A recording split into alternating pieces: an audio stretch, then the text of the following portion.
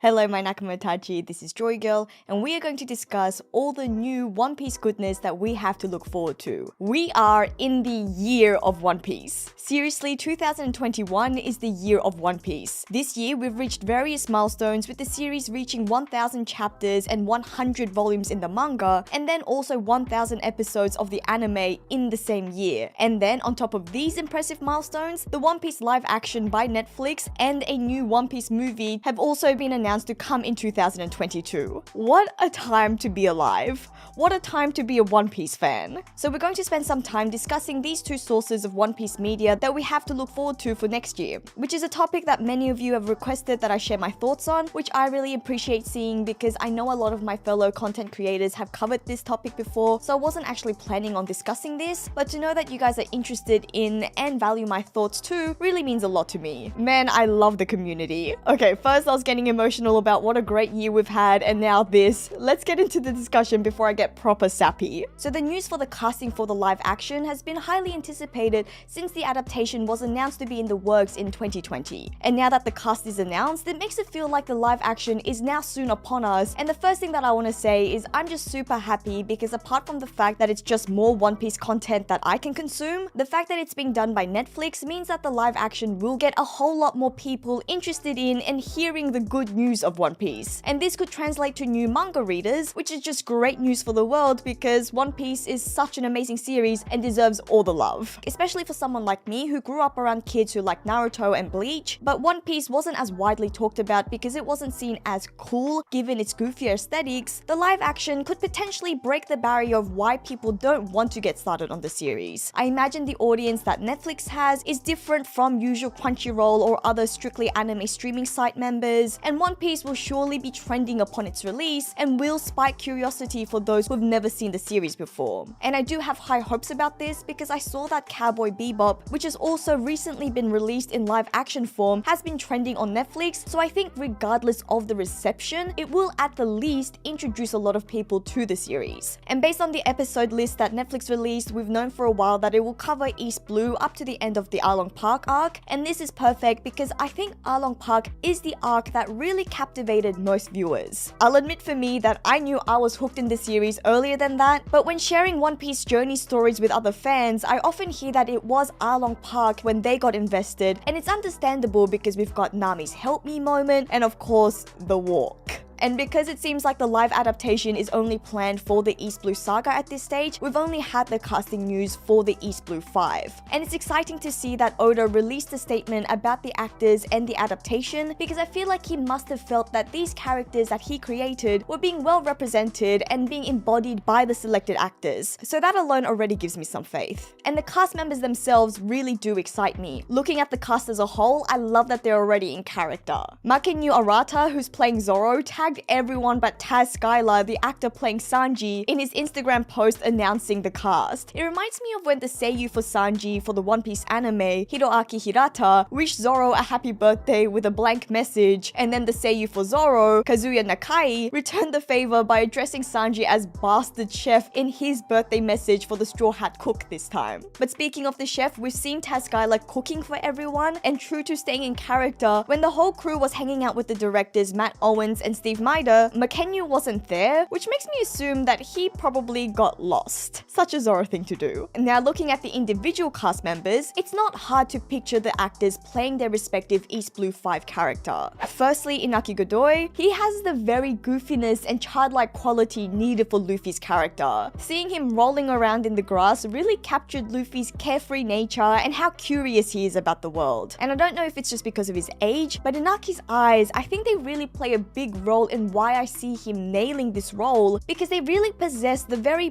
pure, adventure-loving curiosity of Luffy's character. And on the flip side, I've also seen a clip of Inaki being serious, and I have a good feeling that he'll also be able to portray the sheer ferocity Luffy exudes when he's angry. The balance between pure childlikeness and aggression is important to capturing Luffy, and I see that both in Inaki Godoy. Now onto Makenyu, we didn't really see much of him in the official announcement, but it's probably the actor people are most familiar with, given some of his other important roles, such as in the live-action Rurouni Kenshin movie. Now, from that clip alone, I'd say that I am pretty confident in this casting as well, especially the stoic badass quality of the swordsman. I hope that we'll actually get to see the goofiest side of Zoro that we saw in the earlier days of One Piece, but we may have to wait for Netflix to extend the live action past the first season to see all of those moments. Emily Rudd as Nami is the fan favorite for the role even before the announcement was released, and you can easily see her as Nami. I've watched bits and pieces of her other stuff such as Fear Street, and from this I can see her pull off Nami quite well, particularly in the emotional scenes, which is fitting because for the content planned to be covered for the live action, Nami will be somewhat of a great character, and that help me scene is going to be that turning point for everyone to fall in love with Nami. And if you weren't convinced about Emily Rudd, just look at this. Now, Jacob Romero Gibson, who'll be playing Usopp, is an intriguing and exciting choice in my opinion. I can see the Usopp in him, but I particularly see a lot of post-time skip Usopp in Jacob. I also saw a photo of Jacob hanging out with Emily, and the two looked very close and cozy together, and it really reminded me of the reunion between Nami and Usopp, again after the time skip, but I suppose it could also be seen as reminiscent of the very unique bond that these two weaker members of the crew share with each other, which has persisted throughout the story.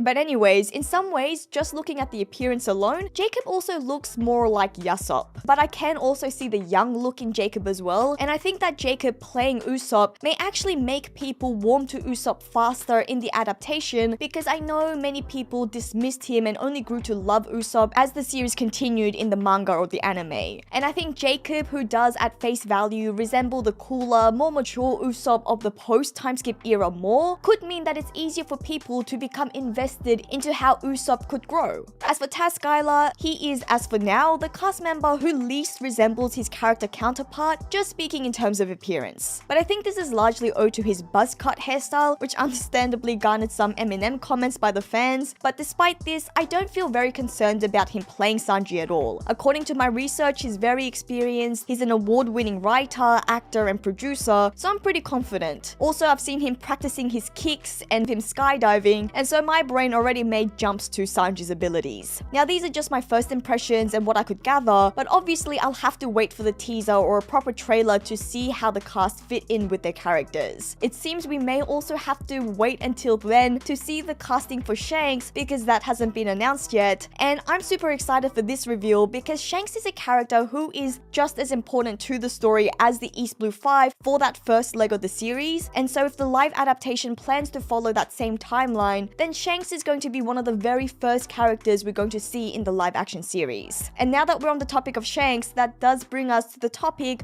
of the One Piece film, Red. Oda announced during Jump Fiesta 2021 that a red-haired man will be making his move in 2021, which is something which spurred heaps of excitement and discussions, and given that 2021 is now almost over and we haven't seen any big move made by Shanks yet, or any other redhead character, unless you count A Certain Awakening, which I don't believe received the necessary level of hype to be the source of Oda's cryptic message, I am inclined to think that this new One Piece film is what Oda was talking about. Although of course we may still get something else, but realistically we have less than 10 chapters left before the promised year of move making ends. So based on the ending of this trailer and the title, it is going to heavily feature Shanks, which is of course exciting because he is probably one of, if not the most anticipated character fans are waiting for a deeper delve into, and based on the statistics of One Piece films, it's probably even more likely that the film won't be canon, but I think we may toe the line with this one because I have high hopes that film Red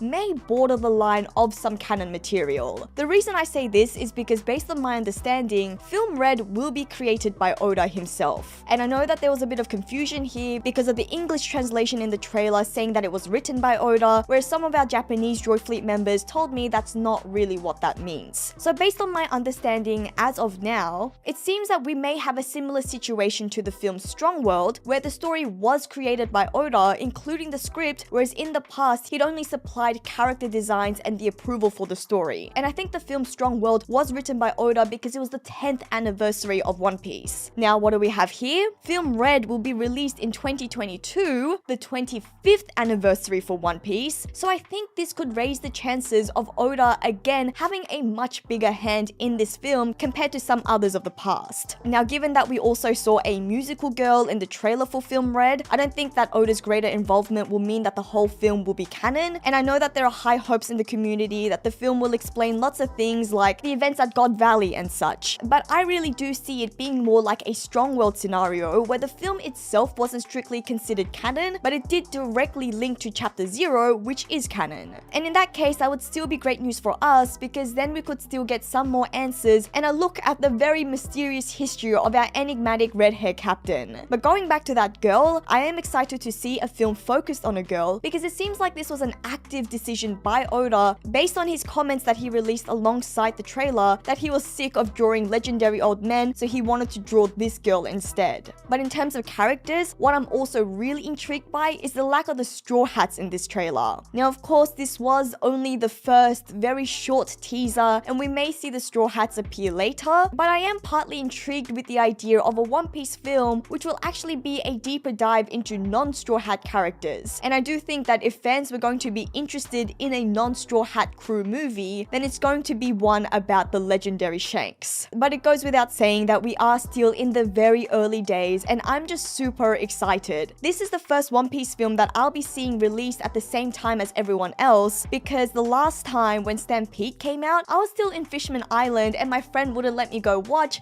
because at that time I didn't know Sabo was alive. So this really is the best time to be a One Piece fan. And it seems that the year of One Piece isn't over because we also have so many milestones and exciting things to look forward to for next year. And I, for one, am just so grateful that I have you guys to enjoy this journey with. But now that you've heard my thoughts, let me know yours by leaving a comment below. Don't forget to like and share the video, and please do subscribe if you'd like more One Piece discussions. You can also join our Joyfleet Discord server for more One Piece fun and even become a patron member for special roles and powers within that server. Thank you to our patrons who help support the channel. This is Joy Girl, and I'll see you again soon.